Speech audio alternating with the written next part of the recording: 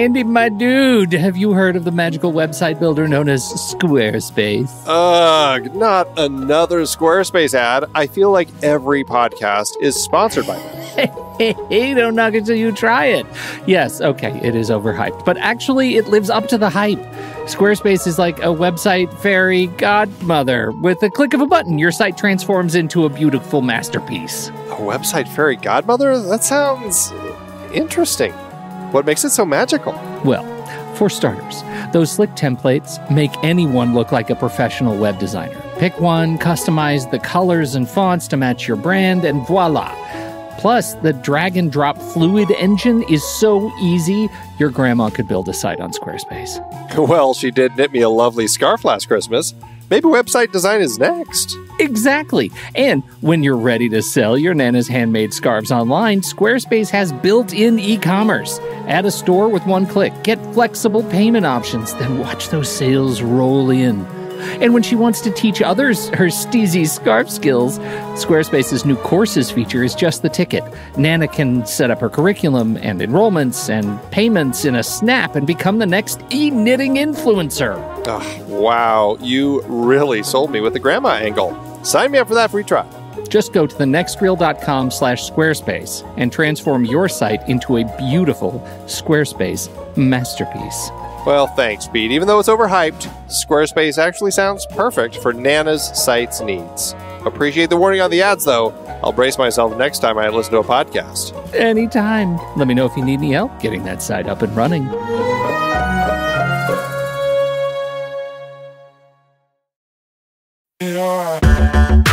Andy, can you believe we've almost hit 700 episodes of The Next Reel? I know, it's crazy. And with all the other episodes in our family of podcasts, we are well over 1,200 episodes of movie conversation. It's really pretty amazing that we've gotten to have these in-depth movie chats every week for over a decade now. And we couldn't have done it without our loyal community of film fans. Their support over the years has meant so much. For sure. That reminds me, we should give the merch store a shout out. Buying shirts from thenextreel.com/merch is a great way listeners can continue to support the show. Plus, they get to sport our great designs.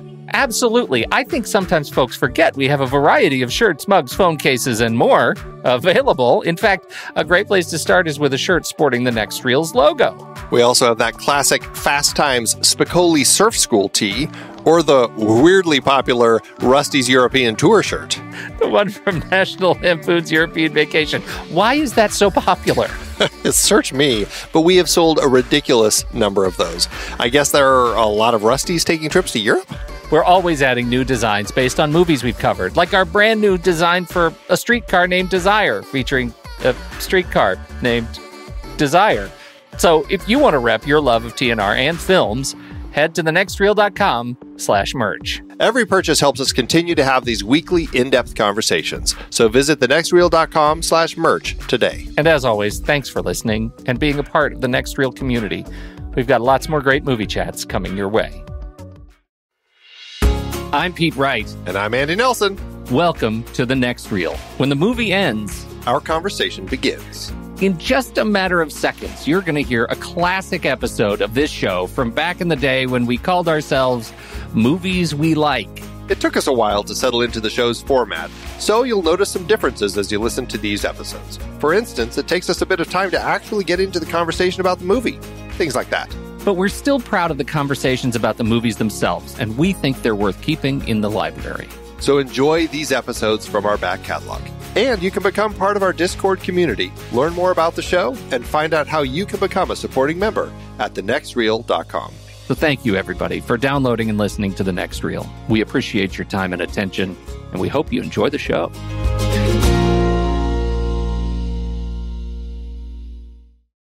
I was born to love you. I was born to lick your face. You was born to rub you, but you were born to rub me first. How about a dip in the pool? Huzzah!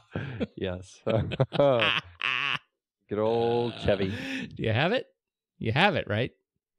It's Chevy Chase. Yes. I want to say it's Vacation. Oh. What? Well, you would be wrong if you wanted to say that. Yeah. So let's just say that you don't want to say that.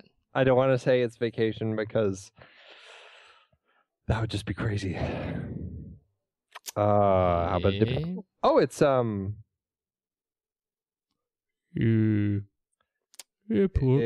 pod. It's Caddyshack or Fletch now. It's Caddyshack. Yeah. Okay. Caddyshack. Easy.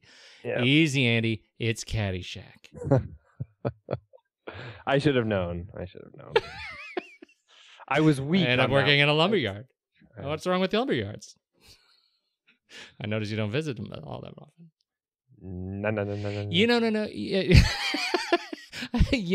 No. What, Andy? This has been a great week, and you should tell me why that is. It has been a great week because the sun has been shining. No, the sun has been shining. It's been fantastic. Can I tell you this? Let me tell you this. I got a text from my dad. Oh, I have not seen this movie yet. The movie I'm about to talk about. I have not seen it yet. I'm very excited to do so, as I think you know. He texts me in the middle of my son's birthday party, my son's 7th superhero birthday party. Right. And I'm in the middle of this thing, and I'm like doing the photos, and he says, "Stop what you're doing right now. I don't care what it is. I know you're doing your party for your son. 7 is not really a banner year. Don't worry about it, and go see." Do you know what I'm going to say? I don't. Just guess what the movies that would have happened, kind of last week. What do you think he would have said? He said, "This is the movie you drop everything to see. This is," and I'm waving my hand emphatically as I say this. I'm punctuating with my pointer finger dramatically. "This is the movie you drop everything to see." What is it? Probably Scary Movie. You're a hateful man. It's my father. I You don't use that kind of language around my father. I'm going to say Oblivion. It was Oblivion. Have you seen it yet? I haven't. I'm excited to see it, but it has also been one of those big project weeks, and so I haven't been able to get out and see anything. So he says this is a fantastic movie. We have to go see it. It was worth missing your own 7-year-old's birthday party. That's serious. To see this movie. Not only that, it's worth actually starting the birthday party and leaving it. That's the insult to injury part. It is that good. Wow. Right? He is a serious man. All over it. And he works in politics. Let me ask you a question. So, on your 7th birthday, did your father leave you to go see a movie? Is this where this is all coming from? I don't know. I spent my youth in the closet, literally in a closet under the stairs. Like, I have no memory of any birthday. We didn't celebrate birthdays. Wee little I was given a can of beans and a pencil. And they said, "Good luck. Enjoy your food." Can of beans. Wow. And maybe an old Viewmaster of a Scooby-Doo mystery. If I was darn lucky. There's your TV. There's your TV. If it weren't for you, lousy kid. It was for you, lousy kid. You pesky kid. You pesky kid. Oh, man. And this ain't no mask. This is The Next Reel, everybody. Thank you so much for joining us. I'm Pete Wright, and that over there is Andy Nelson, all the way over there in Arizona. Howdy. So you should head over to thenextreel.com and make sure you subscribe to the show. You can subscribe to us via RSS if you're a nerd like us. Or you can just head over to iTunes. It makes things really, really easy. It's free. You can sign up. You can subscribe. You can leave us fancy 5-star reviews, which is great because I don't know if you know this, but when you leave us a review of kindness, when you share your kind words about the talk that we do here, it helps others who are searching for movie podcasts to discover it. So it is really very helpful. It is quite literally very helpful when you leave us kind reviews and kindness of your stars. So we appreciate that very much. You can find the conversation about the show over on Facebook, facebook.com/thenextreel. And we've had many great kindnesses this week in particular. Thank you so much for everybody who's been talking about it. We had a couple. We got to talk about this, I think. Leisha Warfield writes on Facebook that we need to hit up more Stephen King. What do you think about this? I think it's a great idea. I think there are some absolutely great Stephen King adaptations out there that are definitely worth looking at. There's a lot that aren't worth looking at, and there's a lot that are fun, but you could probably forget about it fairly quickly. But I think for the most part, I really enjoy a good handful of adaptations, and I think it would be a fun series. I'm all for it. I am too. I'm very excited about it, especially I like the idea of the book movies, the book movie series. You know what I'm talking about? Like I would love to do, the series of the really good ones, but the ones that are coming up for me are the really early ones. I would love to do. I'm torn on The Shining, honestly, and that's the one that Alicia brings up on Facebook. Is that we should hit up and do a tie into Kubrick, and I don't know. I think I'm a touch intimidated by the Kubrick. A lot has been said about the Kubrick. Well, and a lot of podcasts talk about the big K. Yeah, the big K. I'm not sure how much I in particular would have to add to that conversation. That's my only thing about Kubrick. I think it would be fun though. I enjoy that one. It'd be a challenge. Yeah. But then you got Misery, Stand By Me, Yes. Shawshank Redemption. Oh man, I want to do Cujo. Cujo, there you go. I want to do. I want to do. Silver Bullet. Silver. Actually, you know what I would love? Nick to Nolte. We can do a Nick Nolte tie-in series. No, it's the Danny. Oh, Salem's Lot. Yeah, Salem's Lot. So there are so many of them that really are great. It'd be hard to. I think it's difficult to narrow that down. But I'm totally with you. I would love to do a Stephen King series. I'm very excited about talking about it. Rolling that into next season. Absolutely. We should totally do that. Yeah. Let's see what else came up on Facebook this week. Meinhard Jensen wrote in. Meinhard was. Let me tell you, Meinhard Jensen is so nice. I would have confused him for spam. Is that a compliment? It is it's a reverse. That's how nice he was to it. What did he say? I've been listening to you to a few of your podcasts recently, always when walking. I like your style and the way you approach movies. You respect your listeners and are well prepared. So far, I think your taste in movies is okay. Not too much one way or the other. You seriously need to ask someone you know about how to promote your work without paying millions. Maybe he can point us in the right direction for that. This page should have at least 10,000 likes by now. Well, let me tell you, on that we violently agree. We definitely do. I'm always searching for good movie podcasts, and yours is quality. I just hope you have more than a few hundred listeners because you deserve it. Well, thank you, Meinhard. Absolutely wonderful words we love to hear. Deepest thanks to Meinhard Jensen, and send us if our taste in movies is okay. Help us make it okayer. What kind of movies are you interested in? Keep sharing those thoughts. We really appreciate it. Well, and as you said, the best way is go leave a comment and rating on iTunes, because that does help drive more people to find the show. Yes, it does. Thank you so much. And on that note, let us now move into the section of the show where we begin advertising for other movies. Well, that's right. Enough about you. What's your trailer this week? This week I'm going to talk about Thor 2, Thor Harder. Yeah. See, I anticipated it, but it was still funny. Thor Harder. Who comes up with your stuff? Why in the hey-hoo did you pick this movie? I am very surprised that you chose this film. I actually like Thor quite a bit. I mean, of all the Marvel movies that have come out in the kind of Avengers umbrella or shield, I really liked Thor quite a bit. I really was surprised by that, because Thor I know nothing about really. I should say I knew nothing about.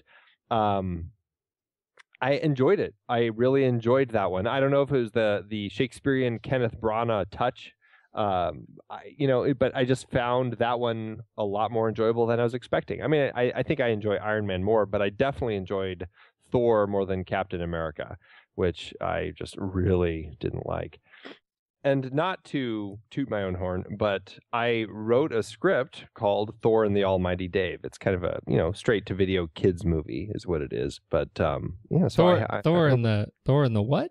And the Almighty Dave. The Almighty Dave? That's right. I remember no Dave. Oh, but you will remember, Dave, if it ever gets made. You surely will. You'll never, ever forget. So anyway, I have an affinity for Thor now because, I did a lot of research on the character. I enjoy the character of Thor. I think it's a lot of fun. And Thor, The Dark World, I think actually looks pretty fun. I want to talk about this Alan Taylor. What do you know about this Alan Taylor? Nothing, I'll bet, because he's a TV guy. He is a TV guy. He's done some TV movies. You want to know why? Can I tell you why I'm in love with him? I mean, deep man love? Because of Game of Thrones. You are a Game of Thrones guy. Yep. He's big into the Game of Thrones. He directed a whole slew of episodes in across seasons 2, I guess. Season 2, 1 and 2, seasons 1 and 2. He's been a part of that. That actually does give me hope, because the movie poster is really bad. It's like terrible Photoshop. It's superhero movie poster sort of thing. Oh, some superhero movie posters are good. Some are good. I like the Man of Steel poster's great. The Man of Steel is like, meh. Not as good as the trailer. Trailer's great too. Yeah. So anyway, I'm excited. That's my movie. That's my movie pick. It opens up November 8th, so a little bit away, but it was exciting to see the trailer. I think so too. I'm glad to see it coming out. I really like this string now that both Marvel and DC have kind of gotten their act together around their movie properties. I'm glad to see lots and lots of superheroes. You can't go wrong with lots of superheroes and lots of different people doing more superhero stuff, which is why I'm doing something not related to superheroes at all. The Fantastic. East. Have you seen the trailer for The East yet? Looks pretty rebellious. It is quite rebellious. Britt Marling, Alexander Skarsgård, Jason Ritter, and Ellen Page. And it is directed by Zal Batmanglij. Everyone's favorite. Is that a thing? It is. I'm very excited about it. So the premise of this movie comes out May 31st, so just the end of this this coming month.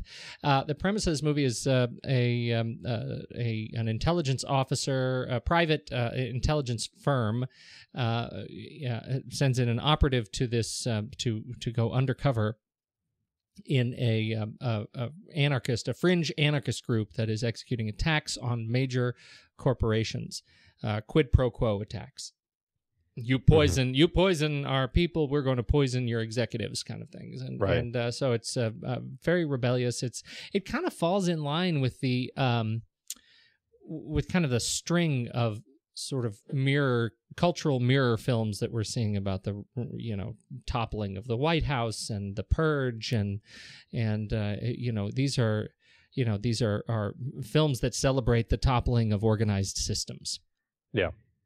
And this one looks interesting. Reflecting the culture of our time. Yeah, exactly. This one looks interesting to me, in particular because it's gotten some great reviews for Ellen Page's performance, that it's a very different role for her, and she did a great job in it, and it'll be good to see Britt Marling doing something a little bit more crazy.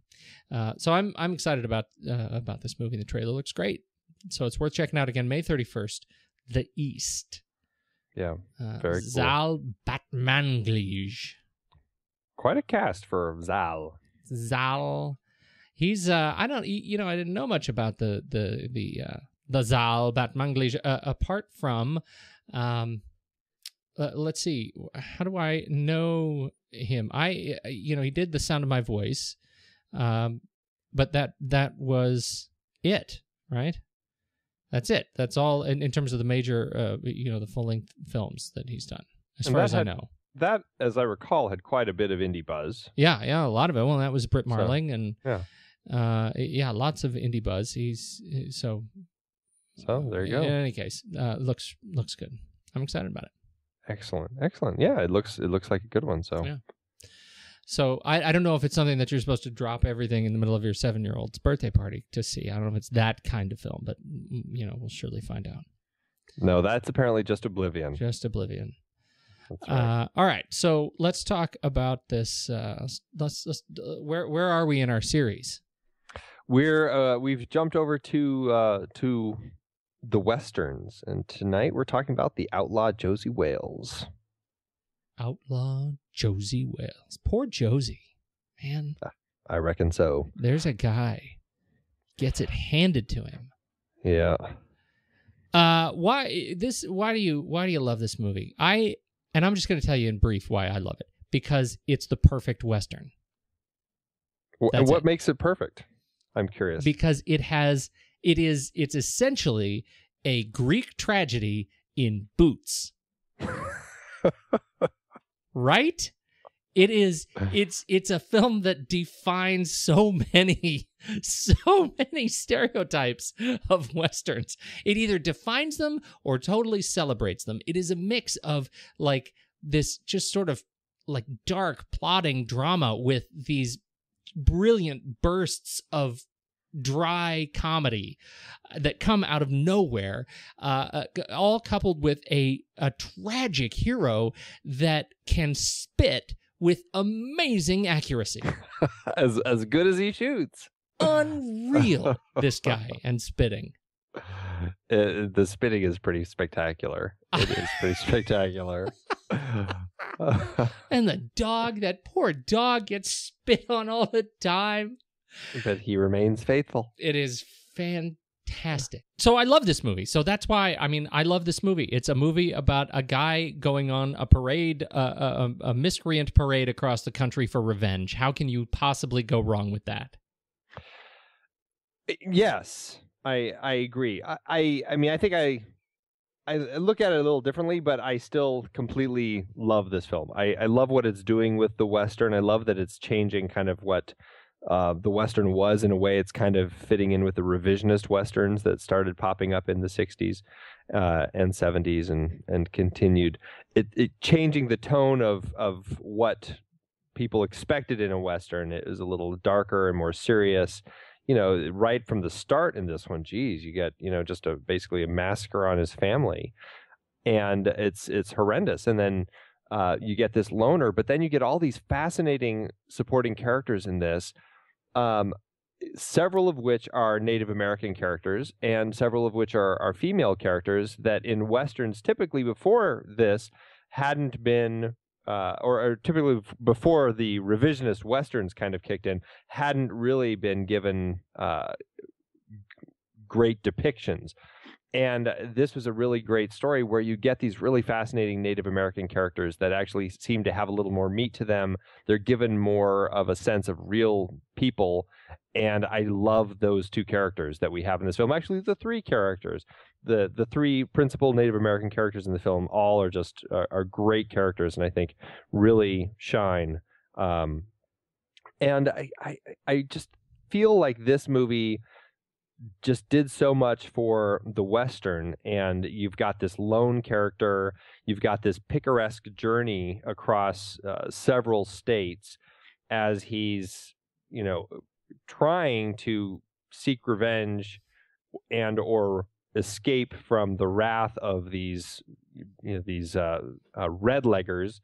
And at the same time, he's this loner who ends up kind of collecting this new family of just misfits in a weird way. It's like this strange story about this guy who doesn't want to be around anybody, who all of a sudden ends up with all these people who all, for whatever reason, decide that they are going to put their faith in him.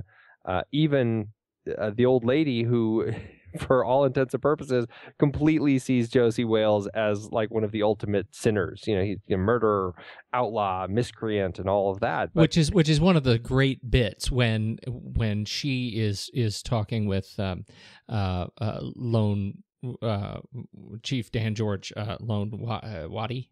Right, Lone Waddy. Talking to him about well, he's a Missouri man. We know that they're all killers and sinners, and he says, would you rather be with these other guys? Like, oh, okay, well, okay. So she's come to him and come to embrace him as the lesser of the evils that's in her life. Well, and then what's great about that as well is later down the road when they end up at the ranch Right. She has that prayer where she thanks the Lord for straightening Josey Wales out and basically, having him make amends and mend his ways and all of that, Right. which he clearly hasn't. And the look on his face, I mean, not that he is what she thought he was, but it's just so funny the way that she interprets all of that. And it's just a great character. And this movie is just full of great characters. Each character, I think one of the things that's so fun about this movie is you watch these characters sort of come together and join this parade. And that's why, I mean, it really feels like a parade, because it starts with him on a horse, and then he's got this kid that gets shot. He sort of rescues him, and so then he picks up the from the Comanchero raid, he picks up the lady in there, and now there's a wagon, and there's the cattle on the back, and it's eventually this giant train going across the countryside. I think it's fantastic. And what I love so much about these characters is that in none of these characters do you see any sort of duplication of merit. They each bring such a unique perspective on this journey that they are taking. They each have their own mission that they need to sort of see through as a part of what, and they just happen to jump on board with what he's trying to accomplish in his own life. I think it just makes for a very special kind of set of relationships with many supporting characters. I mean, it ends up being quite a large and motley bunch. Absolutely. And the great thing about the film, those aren't just the only great characters. It's like every person that he runs into, whether it's the boatman and his granny, who when he goes across the water, or whether it's the guy who's always trying to sell the little, what are those things called? The elixirs. The elixirs, thank you. The guy who's always trying to sell the elixirs. Carpetbagger. The carpetbagger, thank you. And you've got the bounty hunters, and then of course there's the red legs, and you've got all these fascinating characters played by people who I swear he plucked out of the 1870s. Like, the actors in this are just so unique looking, and they feel so genuine to the time. It doesn't feel like you're watching Hollywood actors in a Western film. It feels like genuine characters from the actual time. And they all have really interesting little bits. Even like Granny, before he crosses the river, her character has a couple lines and that's it. But she's so memorable. Just the way that she looks, the way that she speaks, just the way she interacts with Josey. Everything about it is just memorable. And that's in the film from beginning to end. You get that. Yeah, that also happens to be one of the things I find actually challenging in the film. And I'm not saying that this is a challenge that the film has. It's a challenge I clearly have in watching it. All of the characters, there's so many. This is a challenge I have. Actually, I should extend it, not just with this film, but with Westerns kind of the period. Mm-hmm. All of the male characters are sort of equally dirty and bearded. Right. There is, and so I find myself having to go back and watch sequences again, because if you look away for a second, it's another dirty bearded guy who has totally jumped into the scene. I don't know how he got there. So I feel like as many times as I've seen this movie, I'm still missing things, because it feels a little bit particularly in the big gun battles. Who shot who there? I can kind of keep Fletcher straight because of the impeccable voice, or the unmistakable voice of John Vernon, but there are an awful lot of dirty bearded guys in this movie that can be kind of tough to follow. That is something in the Westerns that you do kind of have to get used to, because they're all on a horse. Is that a guy we saw before? Yeah, right. Right, and that was the thing. It's been several years since I've seen this film, and I found myself going back to that same old trope. Like, I am a grown man watching this movie and paying attention. I still don't know what just happened. I think I've gotten pretty good at it, but it does take some practice. Thank goodness Sandra Locke comes in, because then at least we have some contrast. Yes. So look, it's a white dress. I can focus on that. I get that. All right. So, where would you like to start in terms of a conversation about this film? So, we love it. We know we love it.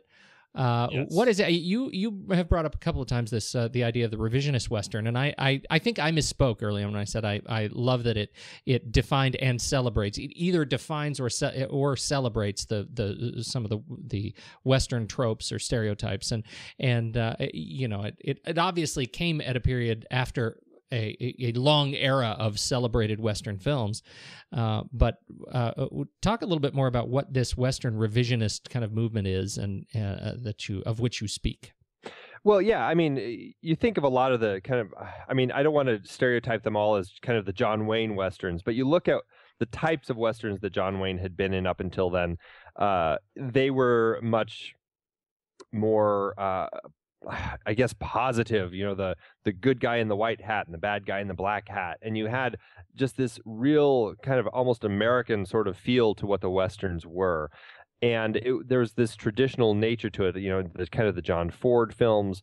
There was a vibe to them. Sergio Leone kind of introduced this bit of chaos, and then Sam Peckinpah obviously introduced quite a bit of this more darkness, and a lot of it changed because of the end of World War II, and people were starting to look at things a little differently. And I think somewhere right around then, I can't quite remember when, but the code was lifted, I think, like in the late 60s. And so a lot more darkness started being implemented into the films, and it became something that they were, I don't want to say they were celebrating the darkness, but they were introducing this kind of the realism in the Western as opposed to romanticism.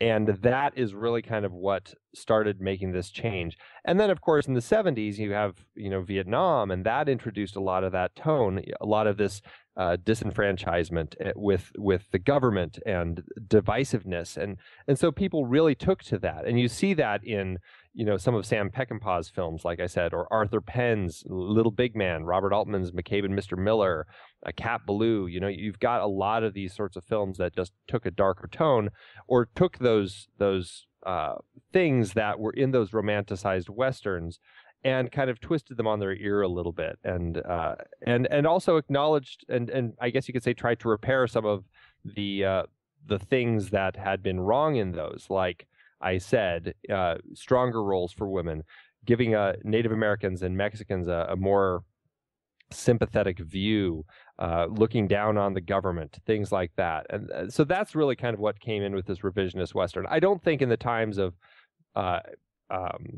the John Ford Westerns, you're going to have the Union soldiers as the bad guys. Right. That's very a big clear change. And not only not only the bad guys, but the bad guys in a way that demonstrated through really horrific violence at the time. I mean, just the mass slaughter of of the last rebels, and by the soldiers. I mean, it was a demonstration of violence to really build on the revenge theme in this film, and I think that's one of the things that was sort of new. How do you think this film fits? I mean, as a Western, there's a reason we're doing it as part of our series on 1976. Talk a little bit more about your thoughts on how this film fits in with the series that we've already done, and I'm thinking specifically about the changes that we've seen in the approach to government, that in police procedurals, and now what the time has done to amplify the Western in the form of this film. Well, I think definitely, and going back to when we first started the series, talking about that fantastic documentary about the change in cinema in the 70s and how this whole tone kind of shifted. A lot of that, you could almost say it was revisionist in kind of all of the film, that all of the different films that were being made. The Westerns just happened to already be going through a change with this revisionist style. And so you see this coming through with looking at the government, where this senator basically guns down this whole group of these rebels, even though he told them that he would, if they come in peacefully, turn in their weapons, then they would take good care of them and all that sort of stuff. What does he do? He turns around and has them all, unveils a Gatling gun that mows them all down. After making them swear an oath of loyalty, essentially, right? Exactly. completely breaking his promise. You can't get a more vile depiction of the government in this film. Plus the redlegs, these Union soldiers who do nothing but run around, and I mean they're the ones who raped and killed Josey's wife, burned his house down, killed his son. They are the ones who were there with the senator behind the Gatling gun, killing all these soldiers. There is this horrible group of these soldiers that are really just out to take advantage of the bounty, I guess, that the change in the country was going through, and were really just bad people. That's not something that you would have seen in Westerns maybe 10 years prior. And I think this change in 70s cinema, and especially in 76 seemed like a great year. You know, you look at Marathon Man and kind of dealing with this post World War II Nazism and everything going on there. Taxi Driver and this, you know, soldiers coming back from Vietnam dealing with this, you know, being psychologically messed up. Carrie, I'm not quite sure how that one fits in. You know, high school. High school. And all of that. Slaughtering pigs. And the trials and tribulations of agriculture. But you do definitely see that here in this film. It definitely comes through. That vibe of the 70s in the cinema really shines through in this film. Well, I think it does, and I think that's one of the things that I find really interesting in reading sort of how Clint Eastwood interprets this film as you know, in this interview he did with the Wall Street Journal, he calls it an anti-war film, because. He says, quote, let's see, man becomes his most creative during war. The amount of weaponry, look at the amount of weaponry that was made in just 4 short years of World War II, the amount of ships and guns and tanks and inventions and planes and P-38s and P-51s and just the urgency and the camaraderie and the unifying. But that's kind of a sad statement on mankind if that's what it takes. And then we have this movie. And what is so elegant about this film in its little way, and I say that with all due respect, that we see this sort of that cultural sentiment of the unification of the underdog, right? As we see each of these characters that we've talked about and sort of celebrated, that ends up being the statement that, you know, this is an example of the pendulum swinging a touch too far in favor of the state. And this is what happens when when we see the masses join together as a result. And I find using the Western as a means to communicate that sentiment is a really satisfying story. Absolutely. It truly is. It's really looks at all of that with a lens that fits the times well. The great thing about using film or writing a novel that isn't necessarily blatantly depicting the time that you're living in, but you're able to put elements in that help people reflect on the time, just like you're talking about with The East, although that might be a little more blatant.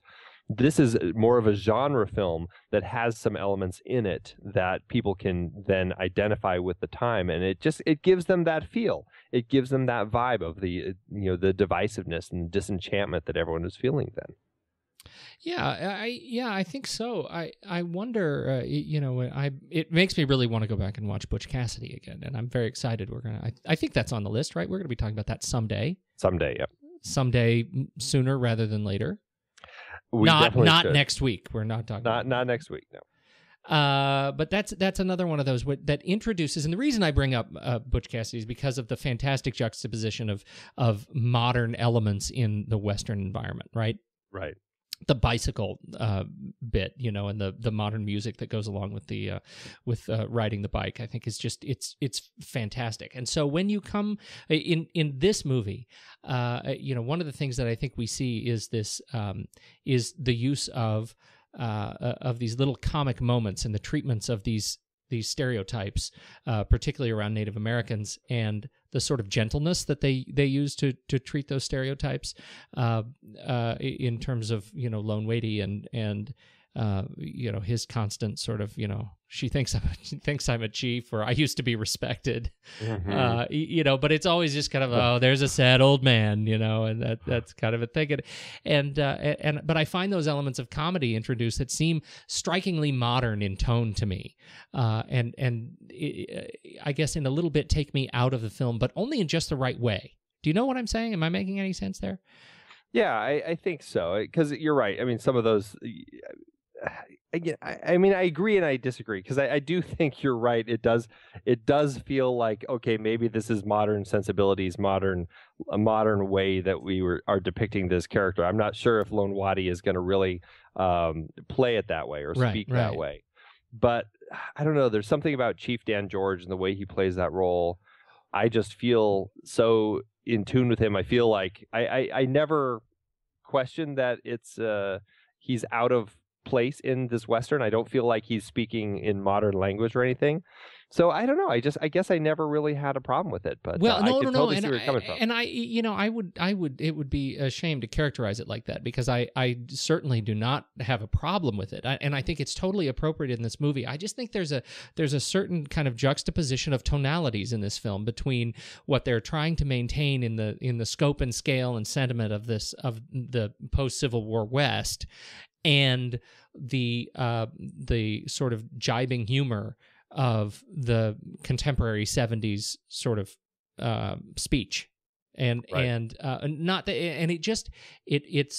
I consider it more of it's kind of a momentum, a bit of that helps you build momentum in these sequences. There's some sequences in here that can get kind of long without a break, and I think that brings us back and engages us in a very sort of energetic way back into the tone of the film, back into the drama of the film.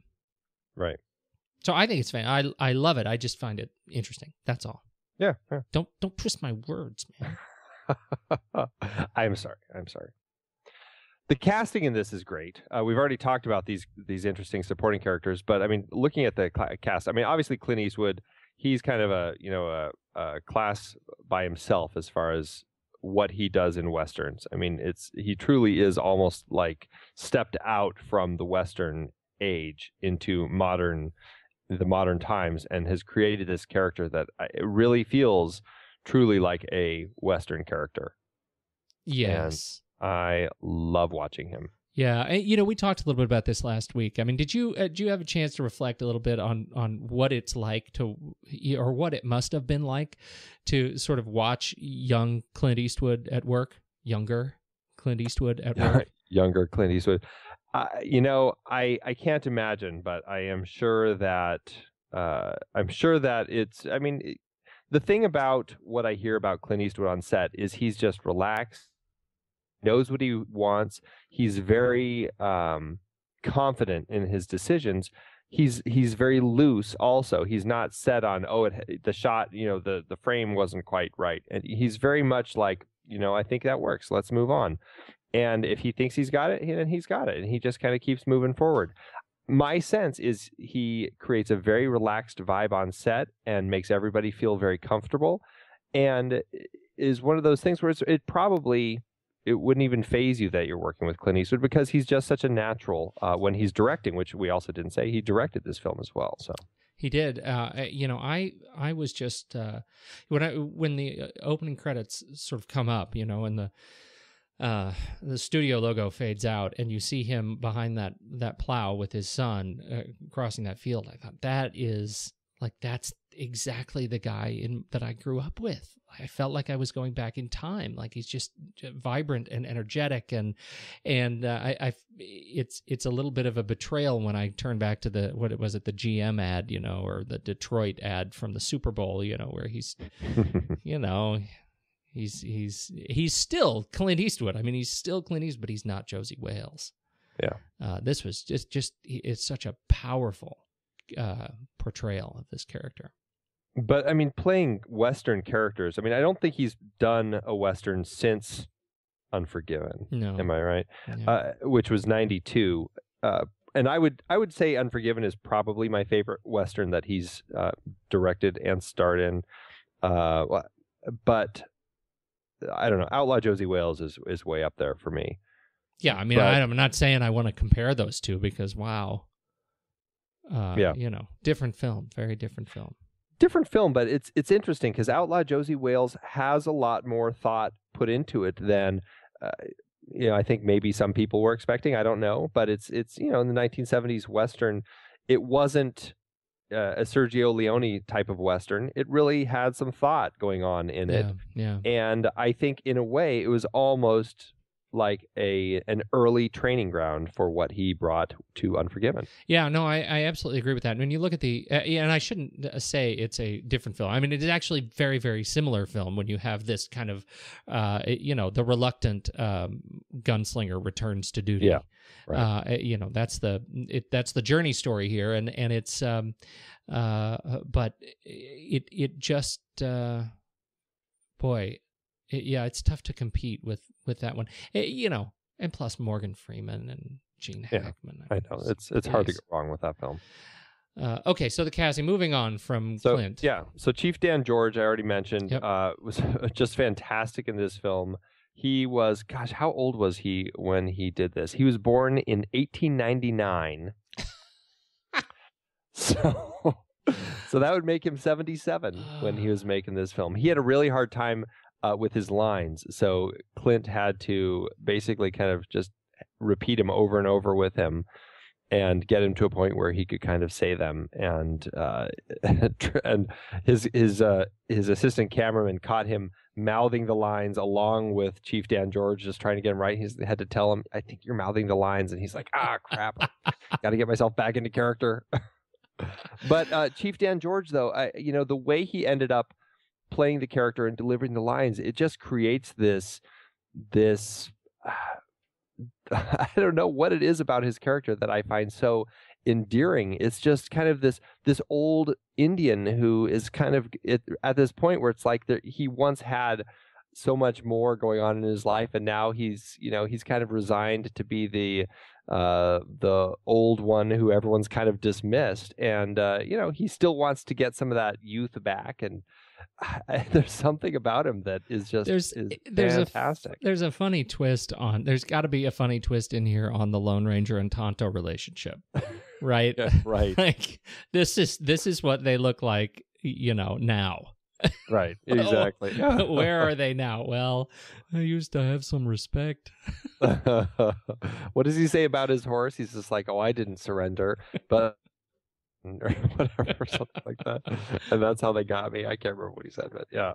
Just it is great. That relationship is really great. What about the guy on the right? Well, I didn't even think about him. You were there. I could have missed. Oh, it was great. Okay, let's see. Sandra Locke. Sandra Locke. Interestingly, this is where Sandra and Clint Eastwood met, I believe, and they started a relationship that lasted, I think, a little over a decade, I believe. They were together for a while. She was in a good number of his films all the way into the 80s, I think up through Sudden Impact, I think was the last film they were in together. Right. Her character is so strange in this. It's like she's off. And I like that about her. She doesn't seem just like kind of the normal girl that the guy goes after, and it's just kind of a part that's there that doesn't really, it could have been played by anyone. There's something just off about her in this that, in a way, makes it more memorable for me. I still am not a huge fan of Sandra Locke, I don't think, but I enjoy the quirkiness of this weird character. Yeah, I like the character too, and I think I know what you mean. Like, it feels, when you say off, it almost feels like she's, I don't know if she's battling just being raised extremely sheltered in a time of great struggle, or if she is dealing with some sort of a cognitive kind of disability that right. she's kind of playing off. But that's kind of what it feels like. Like she's kind of hanging around with her grandmother and just trying to make sure she eats every day, and That's where she goes.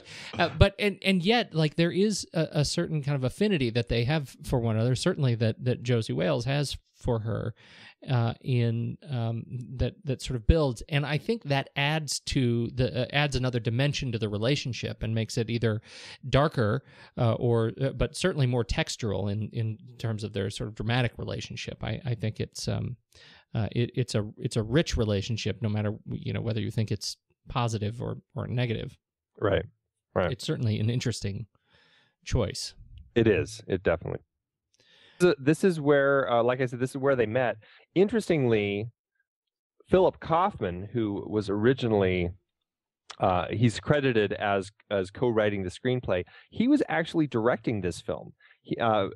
Clint Eastwood bought the rights to the book that his producing partner found. He hired Philip Kaufman to come on board and write the script and then direct it. Philip started directing it. The first scene that they directed was the scene where the Josey Wales and his team raids the Comancheros, and he saves Sandra Locke's character and Grandma. And he felt Philip Kaufman was making decisions that Eastwood didn't agree with.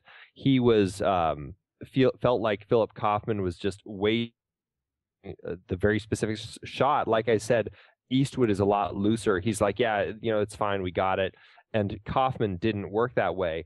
There was a lot of tension between them, and also partly because Kaufman also liked Sandra Locke, there was this additional tension there. And I think that Kaufman, it sounds like he was a little miffed that Sandra liked Eastwood more than him. And anyway, what happened was Eastwood just really was displeased with how Kaufman was directing thus far. And so he, after about a week into the production, he fired Kaufman and took over as the director of the film because of that. And actually, because of that, it spurred on this big thing with the Directors Guild of America, where there was an outrage because people felt that somebody who was already on the production, you're firing this director and then you're taking over. And they felt it was this, you shouldn't have been allowed to do that. You should have hired a different director who wasn't already involved in the film. They should have come on board instead of you, all this stuff. And anyway, the DGA fined the film about $60,000, something like that. And they passed a new law, which it's known as, where they will impose a fine on a producer if the producer fires the director and then replaces the director with himself. Wait a minute, say the name of the law again. You Skype did a thing. It's called the Clint Eastwood rule. The Clint Eastwood rule. So says that you can't fire the director and replace yourself. Replace it with yourself. Exactly. Wow. Yeah. So strange little tidbit in cinema history. I did not know that. That's a new thing for me. Now you know. Fascinating thing to be known for. I know. So I'm not sure it's something Clint Eastwood probably wants to be known for. I wonder if he has like a book of things that he's known for. I wonder where if it's like a numbered list where there's a number 89, the Clint Eastwood rule. Number 90, make my day. Make my day. That's right. Okay. So going back to the cast, yes, Bill McKinney, he's great as the evil Terrell, the head of the Red Bloods. We have seen him before, actually, in the Parallax View. We have indeed. Yeah, he was one of the Parallax assassins in that film, and he was also one of the Mountain Men in Deliverance. He's been in a lot of things. He's been in a lot of things, and he's tends to be a not nice guy. A not nice guy. I was going to figure out of 112 things he's been in, I wonder how many of them he's not a nice guy. Yeah. And John Vernon, who you already said, who has such a great voice, was in this. It's John Vernon he's kind of an interesting actor. He's I think played also a lot of villains to make use of that great voice. But it's funny as I'm looking back through his list of credits, he's got a lot of TV sort of animated voice work in the 90s. Mm-hmm. But I feel like I actually haven't seen, as memorable as his voice is, I haven't seen a whole lot of his films. Yeah, I think his films that stick out for me, I mean, he tends to be, I think, the bad guy in the films that stand out for me, I think. Right. Like, what was that one that he was a bad guy in? Gosh, and now I'm flipping What through was it? He was in the John Wayne. Before this, he was in the John Wayne. It was, what was it? Right before this, right? It was John Wayne and Brannigan. Richard Attenborough. Right. Yeah, I mean, he was in Brannigan. He was in the Swiss Family Robinson. Yep. You know, he was in a good number of things in the 70s. And I mean, gosh, he's a busy man. He's been in lots and lots of stuff. I mean, he was in Topaz for Hitchcock. So I mean, he's a guy who's been around for a while. And yet, you know, I can't tell you really. I mean, he's one of those that I just don't have a real connection to beyond kind of his voice. I realize I feel like I know him predominantly from my memory of Outlaw Josey Wales, which, you know, out of the hundreds and hundreds of things that he has done, I don't know what that says. He was in Animal House. Well, and interestingly, back in the 60s, he provided the voice for the animated Iron Man. Oh, all right. Yeah, there you go. There you go. No, well, and that was I think you know, between that and Dean, well, and what was he in Animal House? Gosh, well, it'll come to me. In any case, we like him. He was the dean. He was the mean dean, Warner, right? He was the mean dean. That's right. Yeah. That's right. Okay. So we like him. We like his voice. We like John. What else do we have? Yeah. Sam Bottoms is great. Geraldine Keams is great as the Native American woman. We've got Sheb Woolley, who pops up as kind of a actor in a lot of westerns with a great name. He pops up in this film, and Richard Farnsworth pops up as one of the Comancheros, which surprised me when I saw him. Totally. I was convinced that was him, and sure enough, that was Richard Farnsworth as one of the Comancheros.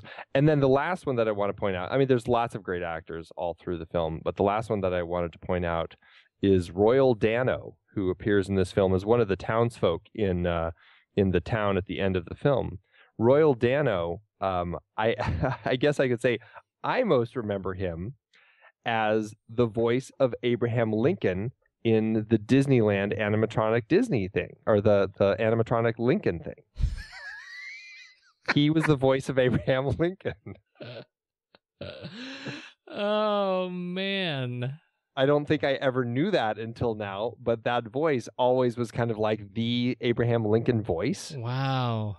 Until Daniel Day-Lewis came along and took it and did as did little, other things. Squeaky high voice I guess it really was. Yeah, that's fantastic. So that's a strange little bit of casting trivia for you. Oh, it's funny about Royal Dano. I mean, I feel like I know Royal Dano from other stuff. I was always, I was way into Something Wicked This Way Comes, and and The Right Stuff, and so he's sort of been in my peripheral vision for a while. Yeah. That's lots of great characters. There's a really great character, and they're all bearded and dirty, and so they all kind of blend in, but they're all doing great work together. Absolutely. Clint Eastwood directed, written, based on the book written by Forrest Carter. Have you read the book? This is another one. I haven't, but have you done any digging into the book and Forrest Carter? Well, we should talk about the other Josey Wales film made based on the book, which was called Going to Texas. No, this book, the book was originally named Vengeance the Rebel Outlaw Josey Wales was the original name of the book. When they reprinted it, it then became Gone to Texas. Gone to Texas, right? And then once the movie came out, or I don't know if it was when the movie came out, or it was the same year, he had a sequel that he wrote called The Vengeance Trail of Josey Wales. Right. But the thing, what's so interesting about the thing Forrest I Carter? find about interesting about Forrest Carter is Forrest Carter is the pseudonym. I don't know if pseudonym is the right word, but the pen name for Asa Earl Carter, who was a KKK leader and a segregationist, and really not the sort of person that I would have expected to have told this story. Also wrote The Education of Little Tree, about a kid, and I haven't read it. I from my recollection, when they made a movie of it, like, I don't know, 15 years ago or so, it was about a kid whose parents died, and he was like raised by Native American or something like that. I can't remember it, but as I was reading this, I'm like, this is the guy he was a KKK guy. He was a segregationist who wrote one of the two men credited with George Wallace's famous slogan, "Segregation today, segregation tomorrow, segregation forever," in his inaugural speech in the 60s. It blew my mind that this was the guy who wrote this film that had such, a kind of honest portrayals of Native American characters, and seemed to be, just totally different than what his past really pointed in the direction of. That's fascinating. And as I'm sort of reading up, it looks like after he lost the election on the white supremacist platform against Wallace, right after in Wallace, 1970, right, because Wallace didn't invite him to come on board when he ran for president. Right. So then he ran against Wallace a few years later. And then decided to go change his name and start writing. Yeah. That's fascinating. Yeah. Wow. It's like he totally tried to dismiss and hide the fact that he had been this complete hater who had been involved in just awful hate crimes and just like awful, awful stuff. It's like, what? Wow. Yeah. You wonder how authentic that was. I mean, certainly from his work, if you read a man by his work, it seems like there was certainly a turn of fates there. He begins to call his sons his nephews, changes his name. You wonder how much authenticity is in there if he's just getting away from his past. Fascinating. Yeah, I find it really interesting. So it's one of those things where it's like, gosh, do I still want to like the film knowing that it came from such a kind of a hateful person? It's one of those things. I almost want to dismiss that element of it and just enjoy what Clint Eastwood and Philip Kaufman and the rest of the team brought to this film, because this film, yes, it may have been adapted from that book, and sure, it obviously through that the book had in it a lot of the dialogue, a lot of the story elements, and all that. But it has this anti-war element, all this stuff that Clint Eastwood was bringing to the table, and I feel like there's so much more going on in the film that I feel like I can find a separation between it and not have to feel like I'm supporting this guy by enjoying the film. Yeah, I think I think the film sort of stands. It stands on its own. I think if you look at the message of the film, which I think is great. Do you know what I'm saying? Like I feel like the message is one that rises above sort of the initial, the history of its initial creator. Right. And certainly, delivers enough. I wanted to talk about the fact that I have not seen the other movie made on this, on the platform of this book, which was the Sam Elliott Josey Wales. I haven't either. And, but it was, I'm not sure if it was more in line with, with the text or not, but that's one that surprised me. I didn't even know that one existed. Yes. Yeah. It only came up when I was looking for the link to post to the film. There's actually more to it. Was that the return of Josey Wales? Oh, I don't believe it was. I think it was a Gone to Texas thing. But I'm going to find it. Because suddenly now I can't find it.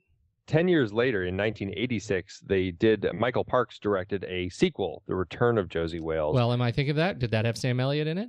I don't see Sam Elliott. I don't see anyone of any renown in this other than Michael Parks, who directed and played Josey Wales. Well, now I'm on a mission.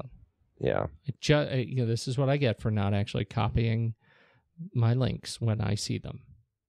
Well, while you look for that, I want to tell you another little Please. interesting little bit that I learned while I was digging up things for this movie. So I found out that in addition to the Internet Movie Database, IMDb, there is a database called the IMFDB, the Internet Movie Firearms Database. Oh. And if you're watching a movie and you go, what gun is he using? You can look up a movie there and you can find out all the different guns that the characters were using throughout the film. So they list all the different variations of guns used in the Outlaw Josey Wales. It looks to be 11 different types of guns, one of which has 4 of its own variations. So it's, whether it's a Colt Walker 1847, a Colt 1860 Army, a Colt 1851 Navy, a Sharps 1865 sniper rifle, a Springfield 1861, it's got all of them. It's got pictures of the weapons. It's got pictures of them being used in the film.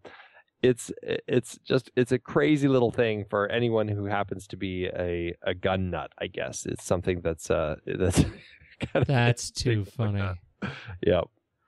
Well, I will. Hey, follow up. I found it, except for I can't find it in IMDb. It's on Amazon. Gone to Texas, 2009, with Sam Elliott, Claudia Christine, and directed by Peter Levin.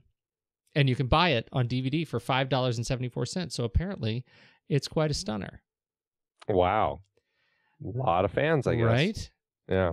So I think I've changed my tune. I'm not really that interested in seeing it. Yeah, but it is the story. It is based on the same. I don't even know if it's based on the same thing, but it sure shares the same name. Maybe it's a totally different film. We should talk about it some more, shouldn't we? Yeah, this is why people. This is why they tune in. All right. What else? One last person I forgot to mention is Will Sampson, who was chief in One Flew Over the Cuckoo's Nest, and here he is 10 Bears. Yes. And it's a small part, but I love the way the film builds to that confrontation between Josey Wales and 10 Bears. You feel like it's going to be this shootout between these characters. The way it plays out is, and the way that we've seen Josey through the film, he's all for just pulling those guns and killing everybody and blazing bullets and everything. The final scene, the confrontation between him and 10 Bears has to be one of the most gratifying scenes in this film. And talk about a revisionist Western. You don't expect your hero to go and just have a powwow with this, what everyone deems this big bad Comanche in the area and just kind of resolve things. That's not what you expect at all. And it plays so nicely, and the conversation, the way they play it, it's really like these two disenfranchised men coming to terms with their own state in life and finding a place where they can work together. And I find that so gratifying, and I really enjoy that they did that in this film. Well, what I love so much about it is that I think in many ways we talked about how some of the humor comes up at the expense of this other Native American character, and yet when you see Eastwood or Josey approach the Cherokee tribe and 10 Bears comes out. Just the way that scene was written, the words of respect and using the language and the language and the tone in his approach to the tribe, I think balances out in every way all of the dismissive humor of the rest of the film, and I think it earns that sort of cultural justice that comes as a result of their reconciliation. Absolutely. Yeah, it's a very powerful sequence. It all leads up to, I think, one of the great finale sort of non-shootouts in the history of film. I mean, it is the final confrontation between between Wales and Terrell. Wales and Terrell is horrifyingly long and intense and yet, not a bullet fired in all those guns. It truly is. It's one of the most amazing, symbolic death scenes, and it makes you wonder if Terrell hadn't pulled his sword, would Wales have just left him there? Would he have symbolically like cleansed himself of him and moved on past him? Right. You know, I don't know the answer. I don't know if it really matters. I love the way it ends. Well, and we should say, for those who don't remember, Wales ends up sort of cornering Terrell, and in this sequence, he pulls all of his guns, which is many, and fires through every dry fires every one of his 6 potential shots, and it turns out he's out of bullets in every one of his guns, and he keeps pulling the next set of guns, and then he replaces them in their holsters and pulls his next set, and he fires 24 times, I think, with all of his guns, and there is not a bullet in a single one of them.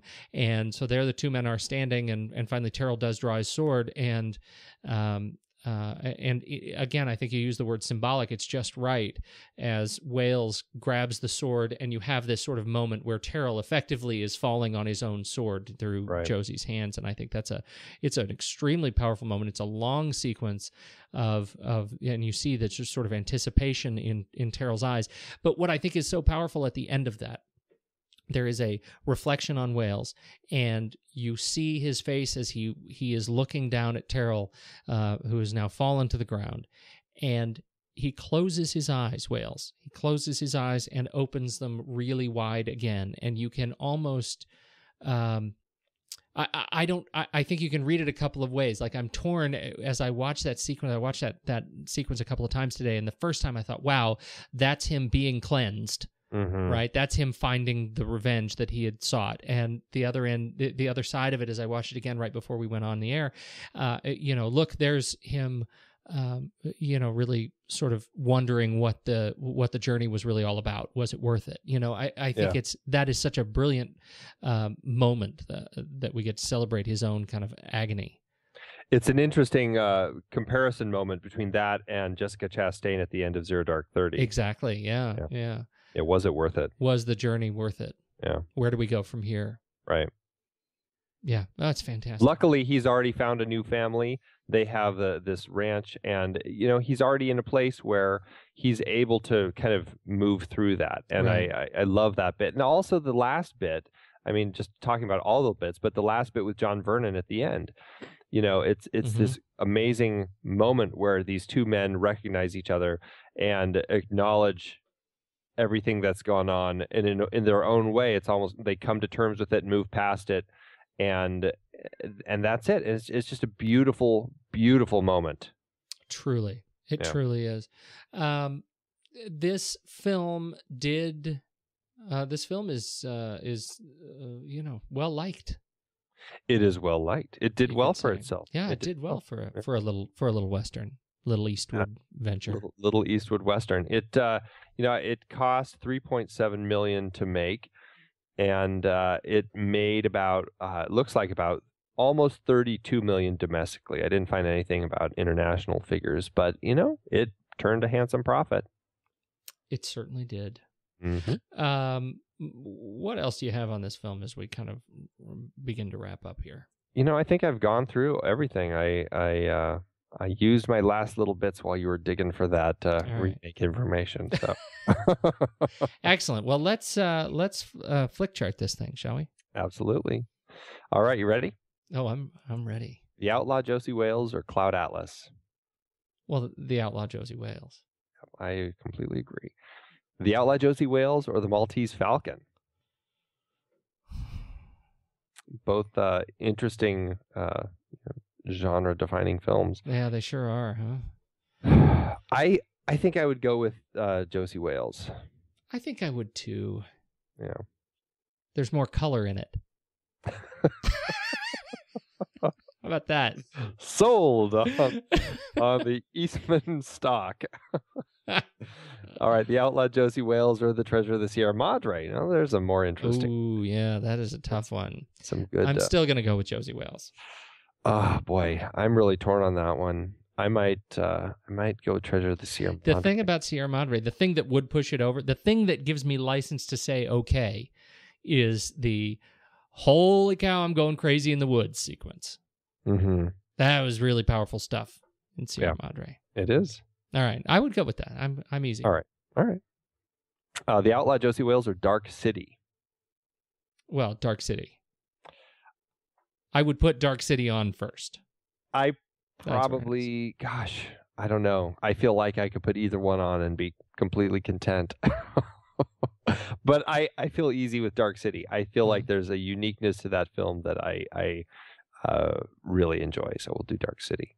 All right, Josey Wales or Hot Fuzz? I don't even want to say it until you say. Well, you know I'm a Hot Fuzz fan. I know you are. I feel like this should torture you a little bit. And I hope that it does, but I'm worried that it won't. Oh, gosh, it is Hot Fuzz. But Outlaw Josey Wales has more substance. Thank you, sir. It took me a minute, but I did work myself through that one. Diane ain't much of a living, boy. Josey Wales or When Harry Met Sally? Josey Wales, please. For the love of everything. I'll go with you on that one. Josey Wales or Moneyball? Moneyball.